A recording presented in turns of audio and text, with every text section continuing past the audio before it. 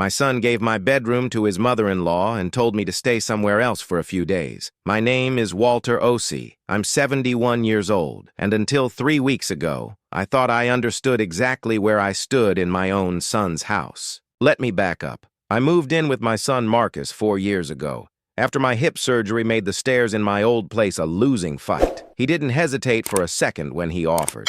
Drove 2 states over himself with a rented truck, packed my recliner, my late wife's china cabinet, and 40 years of photographs into one trip, and told me the back bedroom downstairs was mine. For as long as you want it, Dad, no expiration date. I remember standing in that room the first night, looking at the window that faced the maple tree in the backyard, and thinking I'd been given something I hadn't earned twice over. A son who wanted his father close, not out of obligation, but because he meant it. That room became more than a room. It held the last chair Ruth ever sat in, the one I couldn't part with when we sold the house. It held her reading glasses still on the nightstand, because some habits don't leave just because the person does.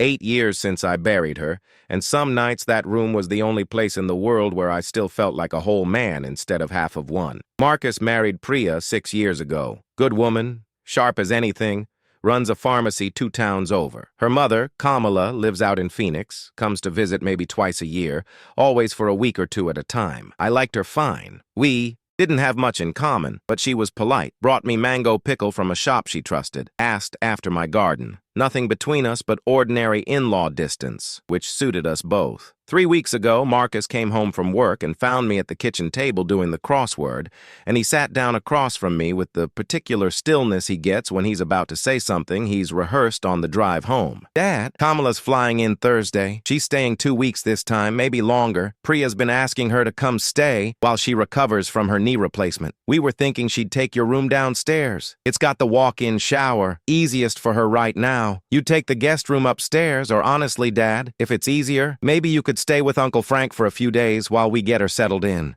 I want to be fair here. On its own, none of that is an unreasonable ask. A woman recovering from surgery needs a ground floor room with a walk-in shower. I understand logistics. I raised this boy to understand logistics too, but I sat there for a second longer than I meant to, and I asked him, careful the way you ask something you already suspect the answer to. For how long, Marcus? A few days, you said. However long she needs, Dad. Could be 2 weeks. Could stretch a bit. We're not going to put a number on her recovery. I didn't argue. What was I going to say? That an 81-year-old woman with a fresh knee replacement should climb stairs so I could keep sleeping next to my dead wife's reading glasses? I packed a bag that Wednesday night, took the framed photo of Ruth off the nightstand, left the glasses where they were because moving them felt like moving her, and drove to Frank's, an old friend 2 towns over, who didn't ask questions, just handed me a beer and put fresh sheets on his pullout. Frank's is fine. Frank's is not home. I told myself 2 weeks. I can manage 2 weeks anywhere. 2 weeks became 3. I called Marcus on a Tuesday, gentle as I knew how. Just checking in, son. How's Kamala healing up? Wondering when I ought to plan on coming back. She's doing okay, Dad. Slower than we hoped, though. Priya thinks another week, maybe 2. I said that was fine. I did not say that Frank's back was starting to hurt him from that pull-out couch, too, and he was too polite to mention it. I did not say that I'd started keeping my bag packed instead of unpacking it, because some part of me had stopped believing a few days the second week it happened. Week 4, I drove by the house on a Sunday, told myself I just wanted to check on my tomatoes, which was true enough. Ruth's raised beds still needed watering, and nobody else remembered to do it. I let myself in the side gate, and through the kitchen window I could see Kamala at my kitchen table, laughing with Priya over tea, walking without so much as a limp, not using a cane, not favoring that knee at all. She crossed the kitchen twice while I stood there,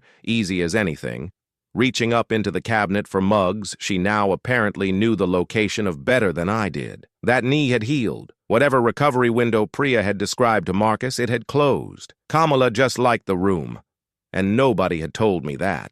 I didn't storm in. I watered the tomatoes, quiet as I could, and drove back to Frank's, and that night, for the first time in 4 weeks, I didn't sleep at all. I called Marcus the next morning before he left for work, told him I needed him to come by Frank's after his shift, that it couldn't wait for a phone call. He must have heard something in my voice, because he showed up at 5:15 sharp, still in his work polo, looking like a man bracing for something. "Dad, what's going on? You sounded—" "I was in the yard yesterday, Marcus, watering the tomatoes. I saw Kamala in that kitchen, walking fine, no cane, no limp, reaching into cabinets over her head like there was never a thing wrong with that knee at all." He went quiet, and I watched something shift behind his eyes, the look of a man doing math he'd been avoiding. "She's been cleared for light activity for almost 2 weeks, Dad. Physical therapy said she's ahead of schedule." 2 weeks, I said. "And you had me packing a bag for Frank's on the promise of a few days, going on 5 weeks now, and never once thought to call your father and tell him the room he slept in every night since your mother died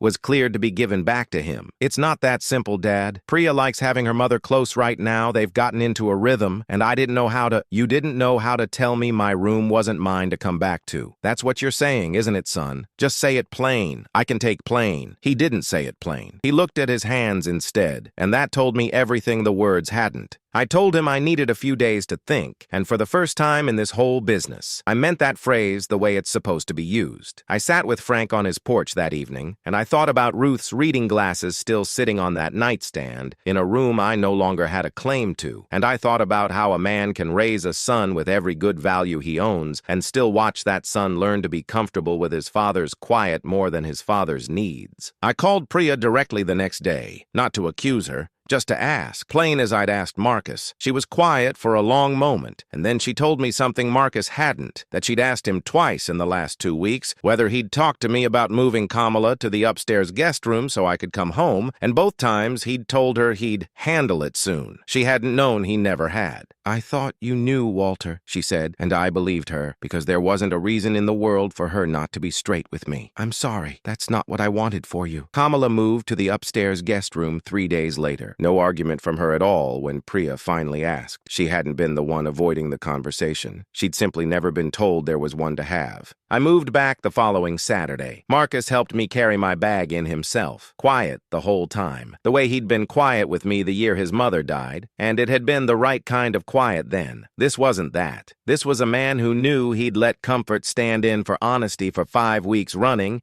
and didn't have the words yet to say so. We didn't have it out fully that day. It took another month, a slow conversation over 2 Sunday dinners, before he finally told me straight that he'd been scared of disappointing either me or his wife and had solved that fear by disappointing me quietly instead, where he didn't have to watch it happen. I told him that quiet disappointment is still disappointment. It just costs the other person more because they carry it alone. Ruth's glasses were still on the nightstand when I walked back in. Nobody had touched them. That, at least, told me something about the kind of 2 weeks it truly should have been. Marcus checks with me now before anything changes in that room, even something as small as a house guest for a weekend. He doesn't always get it right. We're both still learning how to say the hard thing early instead of the easy thing late, but he asks now. That's the part that matters most to me. So I'll ask you what I had to sit with on Frank's porch that week. If your son handed your room to someone else and dressed it up as just a few days, and those few days kept quietly becoming 5 weeks, would you have said something the moment you noticed, the way part of me thinks I should have? Or would you have watered the tomatoes in silence the way I did until it finally got too heavy to carry quietly? Tell me in the comments below.